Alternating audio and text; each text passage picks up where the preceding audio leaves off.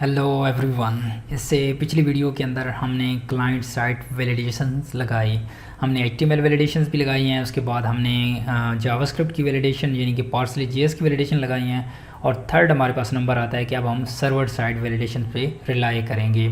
और जो मोस्टली आपका जो स्ट्रॉन्ग लॉजिक होता है वो आपका सर्वर साइड ही हैंडल करता है। वहाँ से आप चेक भी कर सकते हैं DB के अंदर कि वो चीज़ एग्जिस्ट करती है, दैन उसकी बेस पे भी डिसीजन कर सकते हैं।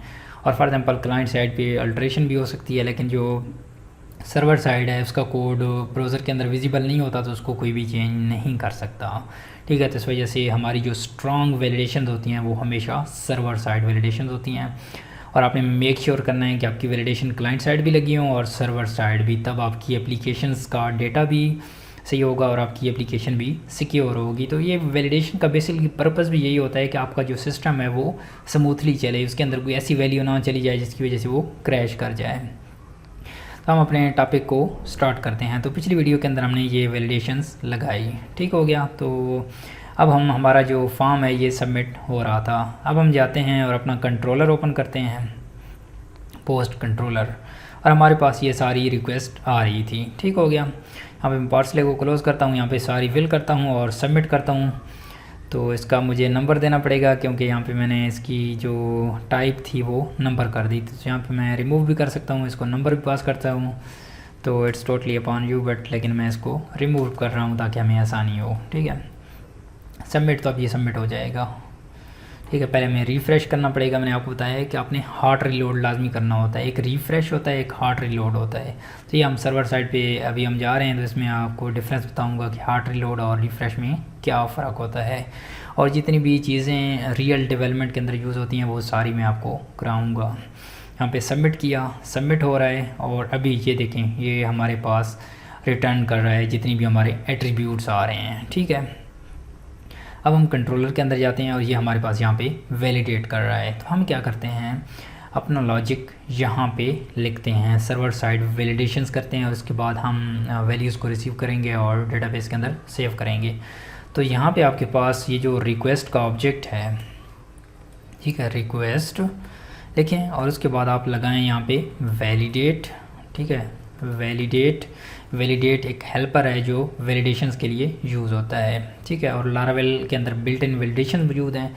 आप रिक्वायर्ड लगाएंगे तो लारावेल वैलिडेशन खुद थ्रो करेगा, लेकिन जो कोर PHP है उसके अंदर आपको वैलिडेशंस खुद बनानी पड़ती हैं। तो यही जो फ्रेमवर्क की एडवांटेजेस हैं बहुत हैवी हैं। तो सबसे पहली जो की होती है वो आपने कौन सी लगानी होती है, यहाँ पे जो आपकी नेम एट्रीब्यूट होता है वो आपने यहाँ पे लगाना होता है कि आप किस चीज़ को वैलिडेट करना चाहते हैं, ताकि जो सर्वर साइड है उसको भी पता चले।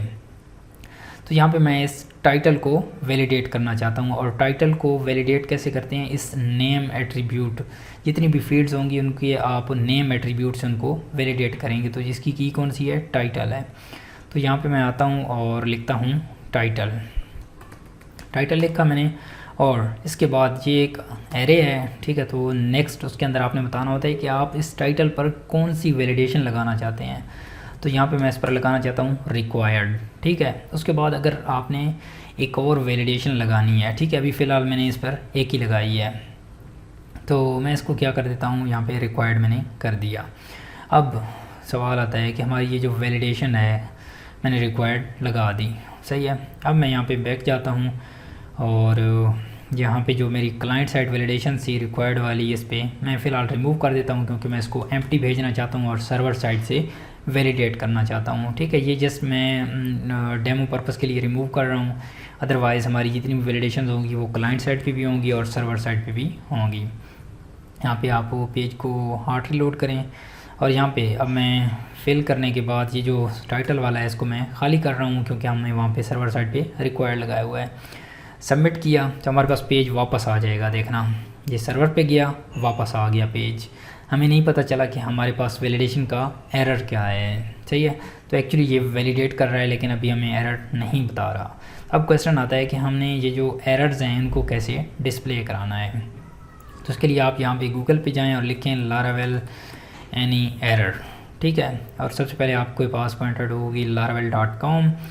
तो यहाँ पे आपने laravel.com पे क्लिक करना है। ये देखें आपके पास ऑफिशियल डॉक्यूमेंटेशन आ रही है और इस पर आपने स्क्रॉल डाउन करना है और यहाँ पे आपके पास लारावेल ने जो कस्टम बिल्ट इन बनाया हुआ है आपके पास एक्सेप्शंस को कैच करने के लिए। ये देखें, ये आपके पास एक्सेप्शन को कैच करने के लिए लारवेल ने ऑलरेडी कोड बनाया हुआ है और इसको मैं एक्सप्लेन भी करता हूँ कि ये कोड कर क्या रहा है। ठीक है, तो मैं यहाँ पे फॉर्म के क्रिएट पोस्ट के नीचे यहाँ पे आ जाता हूँ और यहाँ पे इस कोड को पेस्ट कर देता हूँ और इसको मैं लिटिल बिट आइडेंटिएट भी कर देता हूँ ताकि हमारी जो रीडेबिलिटी है कोड की वो सही से हो।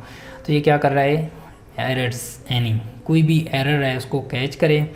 और ये बूटस्ट्रैप अलर्ट की क्लास है जो एक हमारे पास अलर्ट बनाने के लिए यूज़ होती है। उसके बाद हमने फॉर ईच लगाया, सारे जितने भी एरर्स थे उनको एक सिंगल एरर बनाया और लिस्ट आइटम के अंदर ऐड कर दिया। तो हमारे पास ये सारे आइटम्स प्रिंट करा देगा लिस्ट आइटम के अंदर। मैंने इसको सेव किया, अब मैं फिर से इसको फिल किया, इसको एम्प्टी किया, सबमिट किया। अब मैं सबमिट करूँगा तो ये मेरा पेज वहाँ पे जाएगा सर्वर पे, वहाँ पे चेक होगा कि ये जो टाइटल है ये फिल्ड है या नहीं।